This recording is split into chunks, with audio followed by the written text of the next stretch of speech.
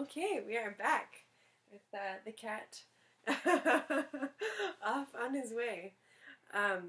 So in this video, as I mentioned, we will explore co-counseling. And again, I will reiterate that this is really just the tiniest scratch of the surface, and people take 12-week courses on co-counseling. And if you feel called to do that after this tiny introduction, I would love for you to explore that on your own. But for now, I'll just give you the teaser version. So in co-counseling, like in nonviolent communication, we're practicing listening and hearing each other's needs and feelings. And a lot of this is coming from a recognition that we all have our own pasts, our own histories, our own current realities, and in all of that time that we've spent in our cultures that expect us to behave certain ways, we often will carry things maybe that we don't even have present in our mind, that are struggles or unmet needs. And being able to tap into that with the help of a counselor, a peer counselor, is one way to address some of those things, or at least recognize them, be aware of them, so that when we respond, when we are taking responsibility for our feelings in this NVC way of thinking, we have some concept of where these things are coming from, and we have a way to discharge some of that built up material that may not be sitting or settling well from our lives. So co-counseling is one of these processes that is very much egalitarian. It is egalitarian in that there are at least two people involved that are sharing equal amounts of time in the process. They are also sharing roles. So both people or multiple people in the group are each taking a turn being both the counselor and the client, is what we call those two roles. So when you begin a co-counseling session, you decide how much time you each want to spend in each role, and you can set a clock, a gentle clock, as a reminder to be to follow that timeline.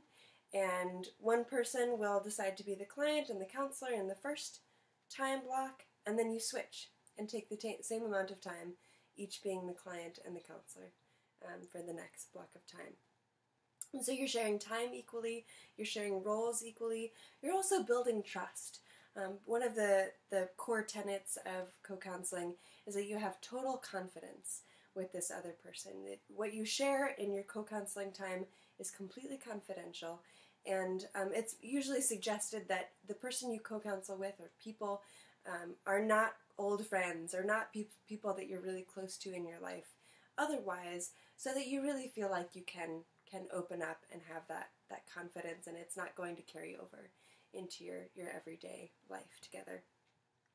And the other thing that's really truly egalitarian about this process is that you're empowering one another. You're recognizing that authentic beauty, that goodness in each other, and uplifting that part of yourselves, for your own self and for the other person, facilitating that process for the other person. So again, as I mentioned, there's this sort of discharge element. You're in pairs or trios or groups. You're deciding an amount of time. There's often a level of connection, or often you might be sitting very close to each other and touching. So you're establishing a connection. You're building that trust again, and you're reinforcing and facilitating resolution.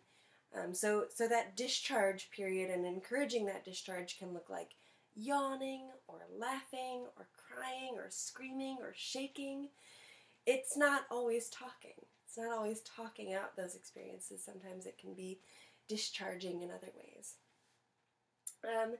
And then as you work through this experience, one person as the client, one person as the counselor, you may go to places that are kind of deep and scary. And so you want to allow your client to have some time to come out of that. So you can do what's called up and outs. So you can give someone a sort of silly question or an uplifting question to bring them out and back to their real present lives. And that's really the core of co-counseling. So there are lots of videos that I've posted in the reference section in the extended reading. So if you find yourself called to do this, there are co-counseling groups all around the world. You can find a group of people in your community that are practicing co-counseling and seek those people out and try it for yourself. Okay, co-counseling. And the next video will be on restorative justice processes.